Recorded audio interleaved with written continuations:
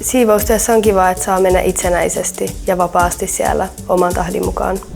Mä etukäteen ajattelin, että siivous ei ehkä olisi ollut mun juttu, mutta mä sain tosi hyvän perehdytyksen ja sit se alkoi tuntua luontevalta, kun oppi kaikki jutut.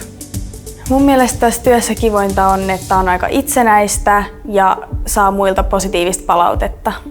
Mulla oli 3 tiimikaveria samaan aikaan. Mä sain tosi hyvän yhden kaverin ja me jutellaan vieläkin. Tykkään siivoamisesta, koska siinä on aika turvallinen työpaikka ja rentoa. ISS:llä yritetään saada turvallinen ja ystävällinen ilmapiiri. Mä koen olevani osa ISS-tiimiä, kaikki on tosi mukavia ja ottaa heti mukaan.